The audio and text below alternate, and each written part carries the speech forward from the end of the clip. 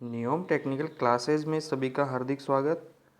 आज हम safety and health जो ये फर्स्ट टॉपिक है और हम आज से टॉपिक वाइज टॉपिक क्या करेंगे, टेस्ट के रूप में क्या करेंगे, रिवीजन करेंगे।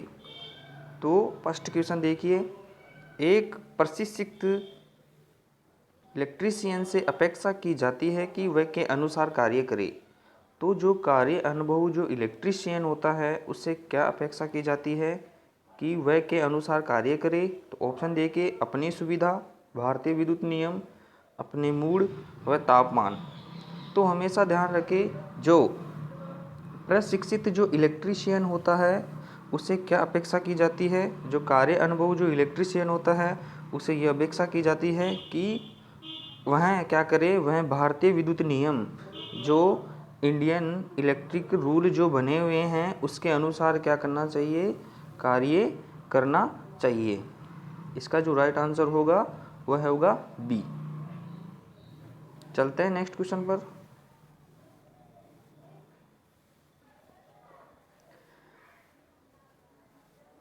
विद्युत उपकरणों में लगी आग को बुझाने के लिए का प्रयोग नहीं करना चाहिए। तो ये बताना है, यदि कोई इलेक्ट्रिक उपकरण है उसमें क्या हो गया है, आग लग गई है, तो उसे बुझाने के लिए कौन सा प्रयोग नहीं करना चाहिए। तो ऑप्शन देखिए, रेत, हेलोन अग्निशामक, सी है सीटीसी, डी है पानी। तो हमेशा ध्यान रखें, जो विद्युत उपकरणों में यदि आग लगी हो तो हमें पानी का उपयोग नहीं करना चाहिए।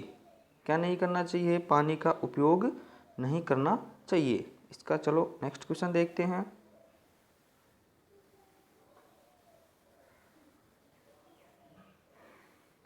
किसी कार्य को पूरा करते समय दुर्घटना से बचने के लिए एक इलेक्ट्रीशियन के पास का अभाव होना चाहिए।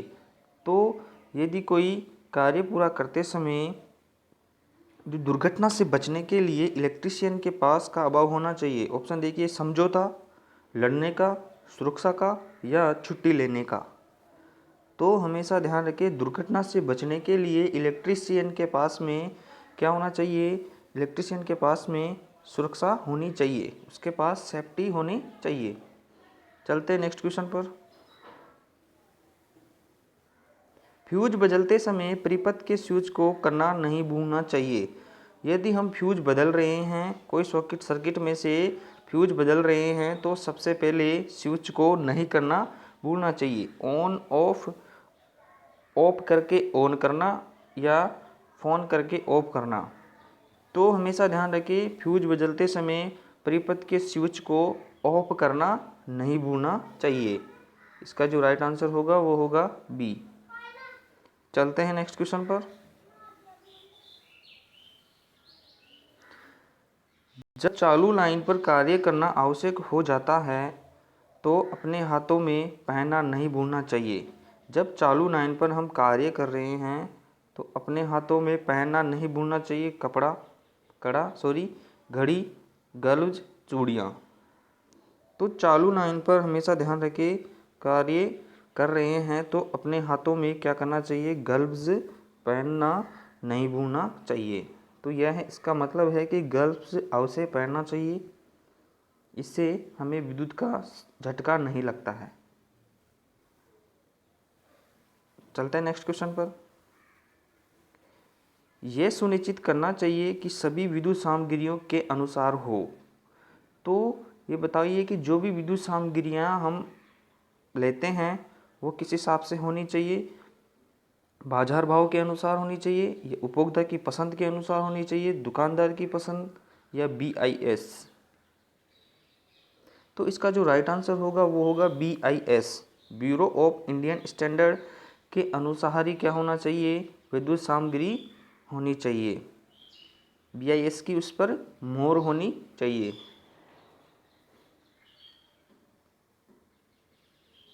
चलते हैं नेक्स्ट क्वेश्चन पर।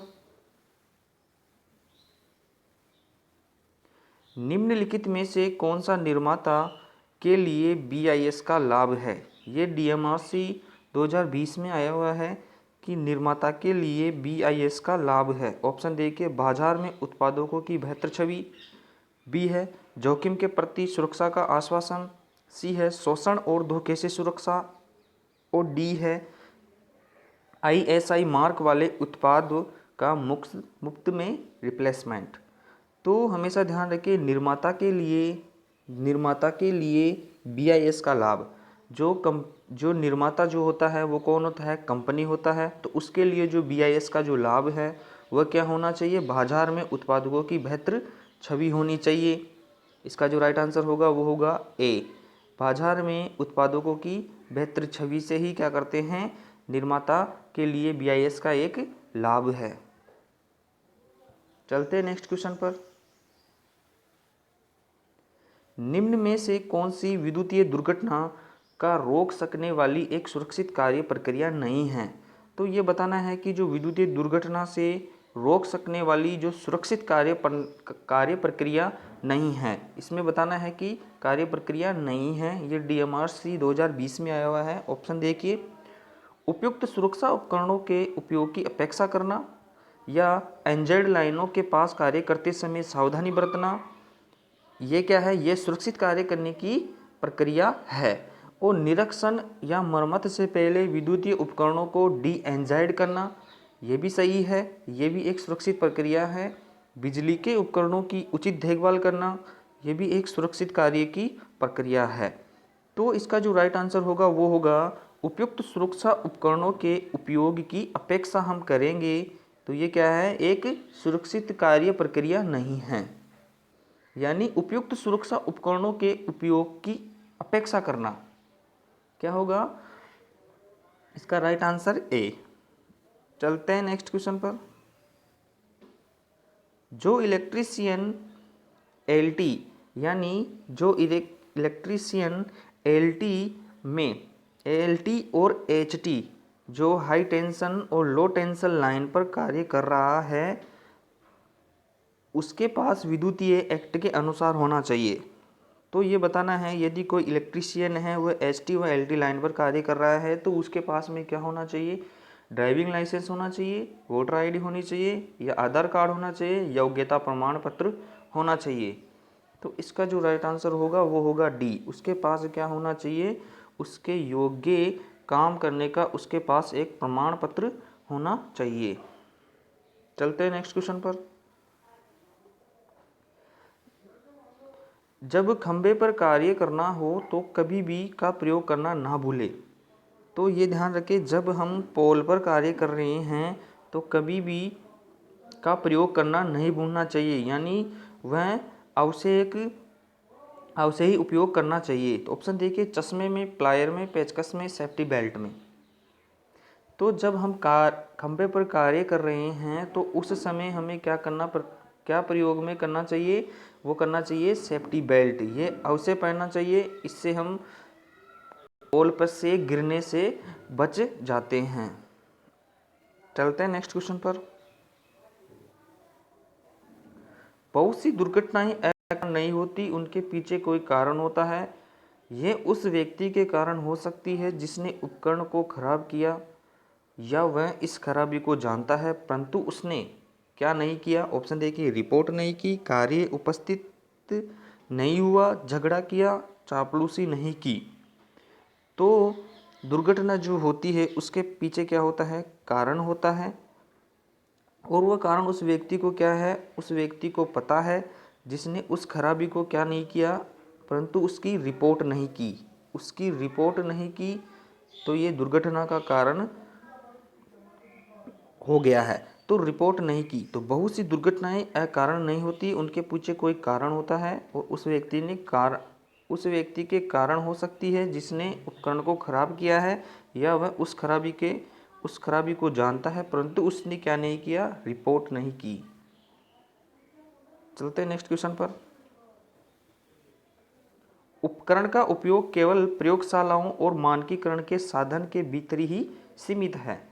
तो ये बताना है कि उपकरणों का जो उपयोग केवल प्रयोगशाला और मानकीकरण के साधन के भीतर ही सीमित है। तो ये बताना है कौन से उपकरण होंगे जो प्रयोगशालाएं और जो मानकीकरण जो संस्थाएं होती हैं उनके भीतर ही सीमित होते हैं। तो UPR VUNL पेपर जो हुआ है यूपी का 2015 का, उसमें क्वेश्चन आया हुआ है, इंपॉर्टेंट क्वेश्चन है। क्या होना चाहिए? ऑप्शन देखिए, पूर्ण, संकेतक, लेखाबद्ध व एकीकृत। तो क्या होना चाहिए? पूर्ण होना चाहिए, यानी 100% होना चाहिए। चलते हैं नेक्स्ट क्वेश्चन पर। फ्यूज बदलते समय एक सावधानी ये रखनी चाहिए कि मुख्य स्विच ऑफ कर दिया जाए, तो दूसरी सावधानी क्या हो सकती है? तो मजबूत फ्यूज लगाया जाए, बी उपयुक्त क्षमता का फ्यूज लगाएं, सी फ्यूज कैरियर में फ्यूज तार लपेट लें, या डी स्विच हैंडल को कसकर पकड़ें।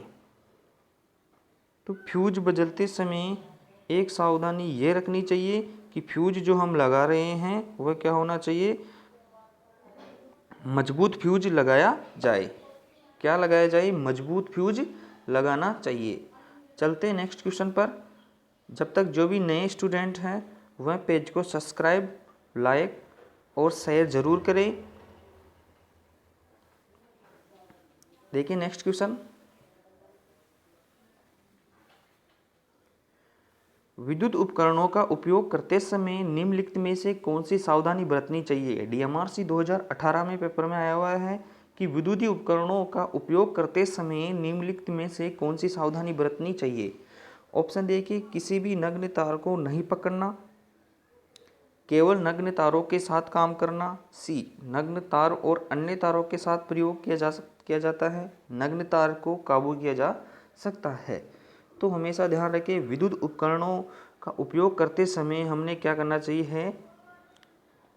किसी भी नग्न तार को नहीं पकड़ना चाहिए। इससे क्या होता है? विद्युत का झटका लग सकता है। ये सावधानी बरतनी चाहिए। चलते नेक्स्ट क्वेश्चन क्या होगा। दुर्घटना आमतौर पर निम्न कारणों में से किसके कारण होती है? DMRC में आया है क्वेश्चन है कि दुर्घटना आमतौर पर जो हादसा होता है वह निम्नलिखित कारणों में से किसके कारण होती है? पर्यावरण के कारण होगा, या जल प्रदूषण के कारण होगा, या मशीन की गलत जानकारी के कारण होगा, या वायु प्रदूषण के कारण? हम इलेक्ट्रीशियन विद्युत के क्षेत्र में बात कर रहे हैं, तो क्या होगा? मशीन की गलत जानकारी के कारण क्या हो सकती है? दुर्घटनाएं हो सकती है। चलते हैं नेक्स्ट क्वेश्चन पर। अर्थ कनेक्शन करते समय जो सावधानी रखनी चाहिए उनमें से दो निम्न हैं। पहली है, सभी विद्युत उपस्करों के संयोजन 3 पिन सॉकेट या प्लग द्वारा हो। दूसरी है, पानी के पाइप से अर्थ ना करें। ये ध्यान रखिए। एक कारण और बताइए। ऑप्शन देखिए, उच्च भार को 2 अर्थ से जोड़ें, मोटर के लिए 8 SWG की तांबे की तार प्रयोग करें, सी है GI तार से जोड़ें, डी है अर्थ में पानी डालें। तो हमेशा ध्यान रखें, अर्थ कनेक्शन करते समय ये सावधानी रखनी चाहिए कि पहली सावधानी है, विद्युत उपस्करों को क्या करना चाहिए? 3 पिन सॉकेट से जोड़ना चाहिए। दूसरी है, पानी के पाइप से अर्थ ना करें, ये भी विशेष ध्यान रखें। तीसरी बात है, जो इसका राइट आंसर होगा, उच्च भार को 2 अर्थ से जोड़े। इसका जो राइट आंसर होगा वो होगा ए। चलते हैं नेक्स्ट क्वेश्चन पर। निम्नलिखित में से कौन सा विकल्प दुर्घटना से बचने के लिए आवश्यक है? तो निम्नलिखित में से कौन सा विकल्प बताइए जो दुर्घटना से बचने के लिए आवश्यक है? ये DMRC 2018 में आया हुआ है। सुरक्षा उपकरणों का प्रयोग करके, बी है पुरानी प्रचलित विधियों का प्रयोग करके, सी है कार्य विशेष मशीन तथा कार्य स्थान से संबंधित सुरक्षा नियमों का पालन करके, डी है व्यक्ति उपायों का पालन करके। तो हमेशा ध्यान रखिए, कौन सा विकल्प दुर्घटना से बचने के लिए आवश्यक है। हम सुरक्षा उपकरणों का प्रयोग करके भी बच सकते हैं, लेकिन ऑप्शनों के अनुसार में एक विशेष जो आंसर होगा वो होगा कार्य विशेष मशीन तथा कार्य स्थान से संबंधित सुरक्षा नियमों का हम पालन करना चाहिए। कि कोई कार्य विशेष मशीन के लिए कर रहे हैं या उस स्थान से संबंधित सुरक्षा नियमों का पालन करेंगे, तो हम क्या करेंगे? दुर्घटना से बचने के लिए। तो चलते हैं नेक्स्ट क्वेश्चन पर। निम्नलिखित में से कौन सा विकल्प बुनियादी सुरक्षा नियमों में से एक है? ये डीएमआरसी में आया हुआ क्वेश्चन है कि निम्नलिखित में से कौन सा विकल्प जो बुनियादी सुरक्षा नियम कौन सा होगा, बुनियादी सुरक्षा नियमों में से एक है। ऑप्शन देखिए, उपकरण किसी भी तरह से नियंत्रित किया जा सकता है। बी, मशीन चलाने के दौरान कर्मचारी को सावधान रहने की आवश्यकता नहीं है। सी, कर्मचारी को ये सुनिश्चित करने की आवश्यकता नहीं है कि कार्यस्थल काम करने के लिए उचित है। डी, मशीन चलाने के दौरान कर्मचारी को सावधानी बरतनी चाहिए। तो जब इन्हें ऑप्शनों को जब हम आराम से पढ़ेंगे तो हमें आंसर निकल के आएगा कि बुनियादी सुरक्षा नियमों में से कौन सा एक होगा, वो होगा डी, मशीन चलाने के दौरान कर्मचारी को सावधानी बरतनी चाहिए। चलते हैं नेक्स्ट क्वेश्चन पर। इंडियन इलेक्ट्रिक रूल का उद्देश्य क्या है? ये डीएमआरसी 2017 में आया हुआ है। तो ऑप्शन देखिए, इंडियन इलेक्ट्रिक जो रूल है उसका उद्देश्य क्या होगा? बेहतर विद्युतीय उत्पादन के लिए। बी, एडी धारा हानि कम करने के लिए। सी, सुरक्षा एवं संरक्षा के लिए। डी, विद्युत हानि को कम करने के लिए। तो इंडियन इलेक्ट्रिक रूल के अनुसार हमेशा ध्यान रखें क्या होगा, सुरक्षा और संरक्षा, यानी उसकी सेफ्टी करना और उसकी क्या करना, उसका देखभाल यानी संरक्षा करना, ये इंडियन इलेक्ट्रिक रूल के अनुसार उद्देश्य है। चलते हैं नेक्स्ट क्वेश्चन पर।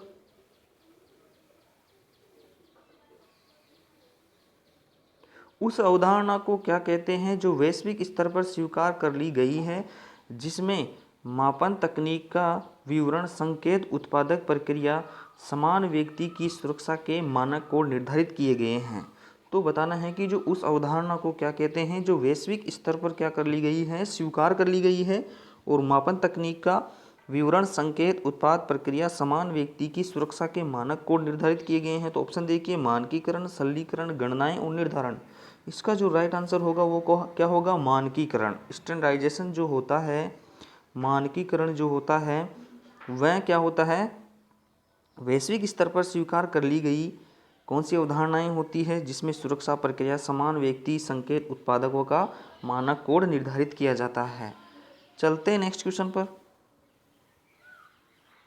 निम्नलिखित में से सुरक्षा का कौन सा प्रकार व्यावसायिक सुरक्षा नहीं है? तो ये UPRVUNL 2015 के पेपर में आया हुआ है। तो ऑप्शन बताइए, सुरक्षा का कौन सा प्रकार व्यावसायिक सुरक्षा नहीं है? इसमें बताना है व्यावसायिक सुरक्षाएं, तो मशीन सुरक्षा, सड़क सुरक्षा, शरीर सुरक्षा और कार्य सुरक्षा। तो ये बताना है कौन सा व्यवसाय सुरक्षा नहीं है। इसका जो राइट आंसर होगा वो बी, यानी सड़क सुरक्षा। मशीन सुरक्षा और शरीर सुरक्षा और कार्य सुरक्षा ये क्या होती है, ये एक व्यवसाय सुरक्षाएं होती है। शरीर सुरक्षा और कार्य सुरक्षा, और जो सड़क सुरक्षा जो है ये क्या है, ये व्यवसाय सुरक्षा नहीं है, ये भी ध्यान रखें। चलते हैं नेक्स्ट क्वेश्चन पर।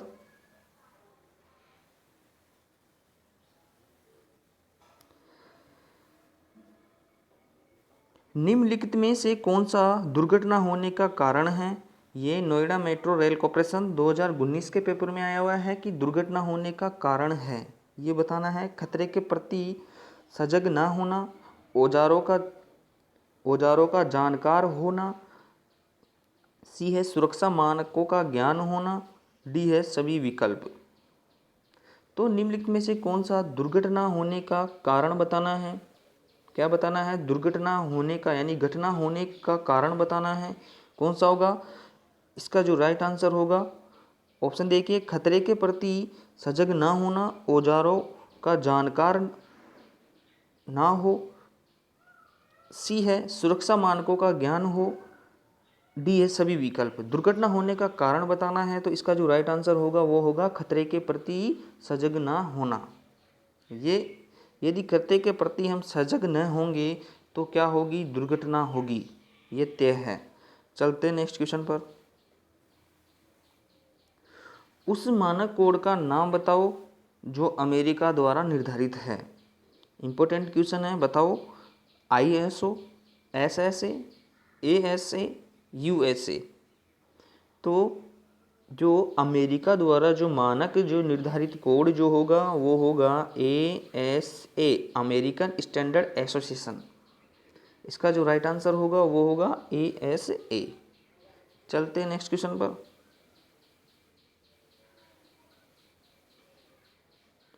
ऊष्मा संबंधित बीमारी अनुभव करने वाले व्यक्ति के लिए निम्नलिखित में से कौन सा कार्य करना चाहिए? तो DMRC 2020 में आया हुआ है कि ऊष्मा संबंधित कोई व्यक्ति है, क्या है, बीमारी अनुभव करने वाले व्यक्ति के लिए निम्नलिखित में से कौन सा कार्य करना चाहिए? ठंडे गीले कपड़े पहनना, बी है पीड़ित को तरल पदार्थ पीने के लिए मजबूर करना, पीड़ित को गर्म पानी में रखना, पीड़ित को गर्म रखना। तो जो ऊष्मा संबंधित जो बीमारी होती है तो उसके लिए व्यक्ति को क्या करना चाहिए? ठंडे गीले कपड़े पहनना चाहिए। क्या करना चाहिए? ऊष्मा संबंधित बीमारी व्यक्ति को क्या करना चाहिए? ठंडे गीले कपड़े पहनना चाहिए। चलते हैं नेक्स्ट क्वेश्चन पर। नुकीली सिरे व रफ सतह को उठाने व रखने के लिए सावधानी रखना चाहिए। बड़े व भारी भार के साथ शरीर का स्पर्श न हो। दूसरी सावधानी क्या है? तो जो नुकीली सिरे और रफ सतह वाली जो नुकीली सिरे और रफ सतह उठाने और रखने के लिए जो सावधानी बरतनी चाहिए वो क्या है?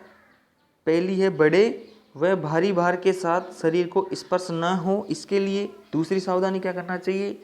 चमड़े के ग्लव्स पहने, बी है चश्मा पहने, प्लायर के से पकड़े या लकड़ी का सहारा ले। तो हमेशा ध्यान रखें, नुकीली सिरे और रफ सतह से क्या हो सकते हैं? हमें चोट लग सकती है। इस कारण से क्या करना चाहिए? चमड़े के ग्लव्स पहनना चाहिए। चलते हैं नेक्स्ट क्वेश्चन पर। खड़े खड़े झुककर भार उठाने से शरीर के कौन से भाग में चोट पहुंच सकती है? इंपॉर्टेंट क्वेश्चन है, बताइए। खड़े खड़े झुककर भार उठाने से शरीर के कौन से भाग में चोट पहुंच सकती है? ऑप्शन देखिए, पैर में, हाथ में, रीढ़ की हड्डी में या घुटने में। तो हमेशा ध्यान रखिए, जब खड़े खड़े हम झुककर क्या कर रहे हैं, भार को उठा रहे हैं, तो शरीर के कौन से भाग में चोट पहुंच सकती है? तो हमेशा ध्यान रखें, इसका जो राइट आंसर होगा वो होगा रीढ़ की हड्डी में। तो खड़े खड़े झुककर भार उठाने से शरीर के कौन से भाग में चोट पहुंच सकती है? रीढ़ की हड्डी में। चलते हैं नेक्स्ट क्वेश्चन पर। किसी व्यक्ति द्वारा भार को उठाने से पूर्व निम्न कारणों पर ध्यान दिया जाता है। तो किसी व्यक्ति के द्वारा भार उठाने से पूर्व निम्न कारणों पर ध्यान दिया जाता है। ऑप्शन देखिए, आयु, शारीरिक संरचना, ये क्या है? ये व्यक्ति के ध्यान दिया जाता है। शारीरिक संरचना, अवस्था, एक और कारण का नाम बताओ। 2 कारण बताए गए हैं इसमें, आयु और शारीरिक संरचना पर तो विशेष ध्यान देना चाहिए। दूसरी बताना है क्या होगा? आदत, तंबाकू खाना, पर्याप्त पानी व सफाई रखना। तो व्यक्ति की आयु के साथ साथ शारीरिक संरचना, और तीसरी है उसकी आदत। उसकी आदत क्या है? कि व्यक्ति को भार उठाने से पूर्व निम्न कारणों पर ध्यान दिया जाना चाहिए। उसकी आदत क्या है? इसका जो राइट आंसर होगा वो होगा ए। चलते हैं नेक्स्ट क्वेश्चन पर।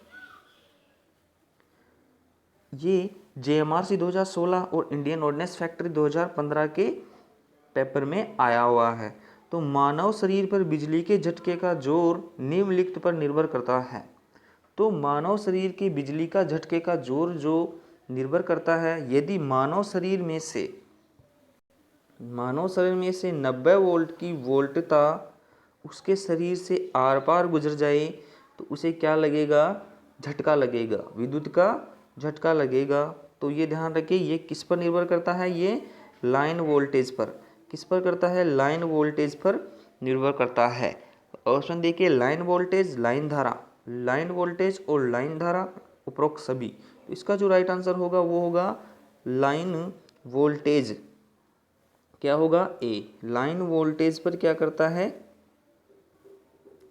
तो हमेशा ध्यान रखें, मानव शरीर में जो बिजली का जो झटका लगेगा वो किससे लगेगा? वह लाइन वोल्टेज से लगेगा। इसका जो राइट आंसर होगा वो होगा ए। चलते हैं नेक्स्ट क्वेश्चन पर। मानव शरीर से गुजरने वाली विद्युतीय धारा का परिमाण यदि निम्नलिखित हो तब आघात की अनुभूति नहीं होगी। तो ये बताना है कि मानव शरीर से गुजरने वाली विद्युत धारा का परिमाण यदि निम्नलिखित हो तब आघात की अनुभूति नहीं होगी। तो 1 मिली एम्पियर से कम, 10 से 40 मिली एम्पियर, 8 से 15 मिली एम्पियर और 1 से 8 मिली एम्पियर। तो हमें बताना है कि जो विद्युत झटके की अनुभूति नहीं होगी, ये पूछा है क्वेश्चन में। ये नहीं पूछा है कि आघात की अनुभूति होगी। ये जल्दीबाजी में क्वेश्चन को इसमें गलत कर दिए जाते हैं। तो ध्यान रखिए, ये CRPF 2014 में आया हुआ है। इसका जो राइट आंसर होगा वो होगा 1 मिली एम्पियर से कम। क्या होगा? 1 मिली एम्पियर से कम जब विद्युत धारा गुजरेगी तो उसमें क्या होगा? विद्युत झटके का अनुभव यानी विद्युत झटके की अनुभूति बहुत कम यानी नहीं होगी, न के बराबर। चलते हैं नेक्स्ट क्वेश्चन पर।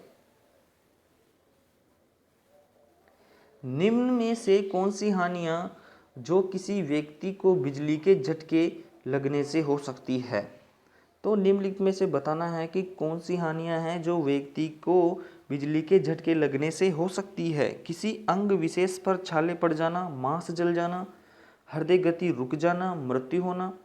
सी है श्वास में रुकावट में मूर्छा जाना, उपरोक्त सभी। तो हमेशा ध्यान रखें कौन सी हानियां विद्युत के बिजली के झटके से हो सकती है। तो इसका जो राइट आंसर होगा वो होगा अंग पर विशेष छाले भी पड़ सकते हैं, मांस भी जल सकता है। कितनी विद्युत से वह संपर्क में है इसके अनुसार उसमें क्या होंगे? वह या छाले पड़ेंगे या मांस जल जाएगा। हृदय गति रुक सकती है यदि विद्युत की उच्च वोल्टेज से संपर्क में है तो उसे हृदय गति रुक जाती है या मृत्यु भी हो सकता है। श्वास में रुकावट या मूर्छा बेहोश हो जा सकता है। और डी है उपरोक्त सभी। इसका जो राइट आंसर होगा वो होगा डी। चलते हैं नेक्स्ट क्वेश्चन पर। वर्कशॉप में भारी सामान उठाते समय अधिकतम भार किस अंग पर होना चाहिए? ये UPPCL 2015 में आया हुआ है कि जो वर्कशॉप में भारी सामान उठाते समय अधिकतम भार किस अंग पर होना चाहिए? पीठ पर, पैरों पर, छाती पर, कंधों पर। तो हमेशा ध्यान रखिए हम जब भारी सामान उठाते हैं तो उस समय जो अपना जो अधिकतम जो भार होता है वह किस अंग पर होता है? वो होता है पैरों पर। तो हमेशा ध्यान रखिए इसका जो राइट आंसर होगा बी। किस पर होता है? पैरों पर। चलते हैं नेक्स्ट क्वेश्चन पर। घाव को भरने के लिए प्राथमिक उपचार के डिब्बे में की ट्यूब होनी चाहिए। यदि विद्युत झटका लग गया है और यदि वह जल गया है तो उसके घाव को भरने के लिए प्राथमिक उपचार के डिब्बे में की ट्यूब होनी चाहिए। ऑप्शन देखिए सोप्रामाइसिन, बी है पेनिसिलिन, सी है बीटाडीन, डी है फेयर एंड लवली। तो घाव को भरने के लिए जो प्राथमिक उपचार होता है उसके डिब्बे में जो ट्यूब होती है वह होनी चाहिए बीटाडीन की। क्या होना चाहिए? बीटाडीन की ट्यूब होनी चाहिए। ये घाव भरने में सहायक होती है। चलते हैं नेक्स्ट क्वेश्चन पर। विद्युत कार्य के लिए किस तरह के जूते का प्रयोग करना चाहिए? UPPCL 2019 में आया हुआ है कि विद्युत कार्य के लिए यदि हम कोई लाइन पर कार्य कर रहे हैं या कोई विद्युतीय परिपथ पर काम कर रहे हैं तो कौन से जूतों का उपयोग करना चाहिए? ऑप्शन देखिए चमड़े सोल वाले चमड़े के जूते, या चमड़े के सोल वाले कपड़े के जूते, या मोटे रबड़ सोल वाले चमड़े के जूते, या रबड़ सोल वाले कपड़े के जूते। तो हमेशा ध्यान रखिए इसका राइट आंसर होगा मोटे रबड़, यानी उसका जो नीचे का जो सोल होना चाहिए वो किसका होना चाहिए? मोटे रबड़ का होना चाहिए। अब रबड़ जो है वह क्या होता है? विद्युत का कुचालक होता है।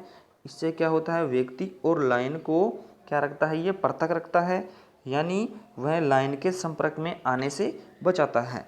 तो हमेशा ध्यान रखिए जो नीचे का जो सोल होगा वो मोटे रबड़ का होना चाहिए और ऊपर जो हिस्सा होता है जूते का वो क्या होना चाहिए? वो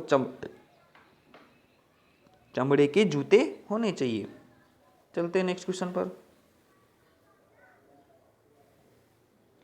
किसी अस्पताल की अनिवार्य विद्युत प्रणाली में निम्नलिखित में से दो अलग अलग प्रणालियों में से कौन सा होना चाहिए? तो ऑप्शन बताइए। ये DALMRC 2018 में आया हुआ है। ऑप्शन देखिए, एक सामान्य जीवन सुरक्षा प्रणाली, एक सामान्य प्रणाली। आराम से पढ़े, ध्यान से पढ़े। बी है एक आवश्यक प्रणाली और एक अनावश्यक प्रणाली।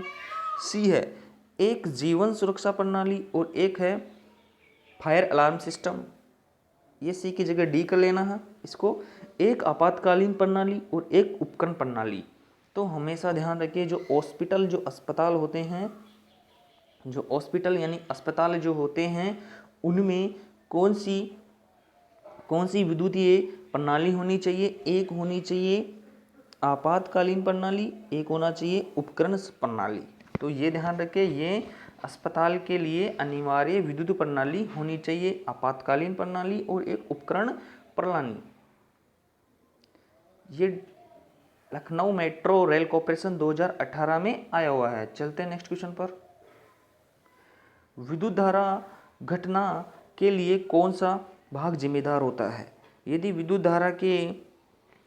धारा के साथ जो घटनाएं होती है उसके लिए कौन सा भाग जिम्मेदार होता है? प्राविद्युत, इंसुलेटर, धातु या आवेश। तो विद्युत धारा की जो घटना के लिए कौन सा भाग जिम्मेदार होता है? तो ये बताना है। ये घटना से दुर्घटना से न समझे, ये विद्युत धारा की जो घटनाएं होती है उनके लिए है पराविद्युत, इंसुलेटर, धातु व आवेश। तो इसका जो राइट आंसर होगा वो आवेश यानी इलेक्ट्रॉन। आवेश यानी इलेक्ट्रॉन के प्रवाह की दर को क्या बोलते हैं, या आवेश के प्रवाह की दर को क्या बोला जाता है? विद्युत धारा। तो ये ध्यान रखें, इलेक्ट्रॉन के प्रवाह की दर को क्या बोलते हैं? विद्युत धारा। इसीलिए इसका जो राइट आंसर होगा वो होगा आवेश। चलते हैं नेक्स्ट क्वेश्चन पर। विद्युत तार के संपर्क में आने वाले व्यक्ति को विद्युत आघात लगता है, जिससे व्यक्ति को बिजली का आघात लगता है, वह या तो फेंक दिया जाता है या विद्युत तार से जुड़ा रहता है।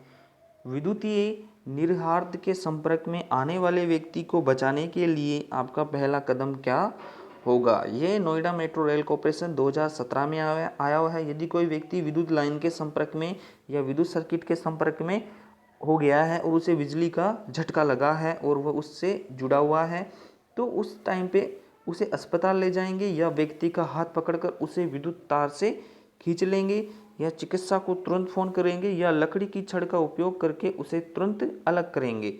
तो विशेष ध्यान रखें, जो हम सबसे पहले जो कार्य करेंगे उस व्यक्ति को विद्युतीय संपर्क से अलग करेंगे। तो अलग करने के लिए जो उपयोग करेंगे कौन सा करेंगे? लकड़ी की छड़ी का उपयोग करके उसे तुरंत अलग करेंगे। इसका जो राइट आंसर होगा वो होगा डी। चलते हैं नेक्स्ट क्वेश्चन पर। सामान्य उम्र और स्वस्थ व्यक्ति का प्रतिरोध कितना होना चाहिए? तो 10 kilo ohm, 5 kilo ohm, 1 kilo ohm. तो हमेशा ध्यान रखें कितना होना चाहिए? 1 किलो ओम होना चाहिए। अब चलते हैं नेक्स्ट क्वेश्चन पर। ये 38 क्वेश्चन है। बिजली काम के दौरान जो निम्न में से बिजली के झटके को बचाता है। लोको पायलट 2019 में आया हुआ है कि बिजली के काम के दौरान बिजली के झटके से बचाता है भीगी लकड़ी, सूखी लकड़ी, भीगी रस्सी या धातु रोड। तो इसका जो राइट आंसर होगा वो होगा बी। तो बिजली के काम के दौरान में बिजली के झटके से कौन बचाता है?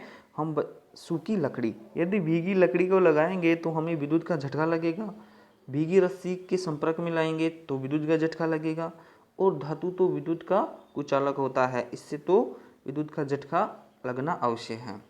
चलते हैं नेक्स्ट क्वेश्चन पर। धातु उपकरण में प्रेरित निम्न वोल्टेज किसकी वजह से धीमा विद्युतीय झटका लगता है का उपयोग कर रोका जा सकता है? लोको पायलट 2019 में आया हुआ है कि धातु के उपकरण में प्रेरित निम्न वोल्टेज किसकी वजह से धीमा विद्युतीय झटका लगता है, यानी विद्युत का जो झटका लगता है वो किसकी वजह से कम लगता है? विद्युत रोधी जूतों की वजह से, फेज लाइन, न्यूट्रल या अर्थिंग की वजह से। तो हमेशा ध्यान रखें, यदि कोई धातु उपकरण है उसमें जो प्रेरित निम्न वोल्टेज हैं उससे धीमा विद्युतीय झटका क्यों लगता है? क्योंकि वह धातु उपकरण क्या किया गया है? वह अर्थिंग किया गया है। इसीलिए विद्युत का झटका को हम उपयोग करके रोका जा सकता है। अर्थिंग का उपयोग करके हम निम्न प्रेरित वोल्टेज को हम रोक सकते हैं। चलते हैं नेक्स्ट क्वेश्चन पर। निम्नलिखित में से कौन सा इंडियन इलेक्ट्रिक रूल बिजली के झटके से पीड़ित लोगों को पुनर्जीवन का महत्व देता है?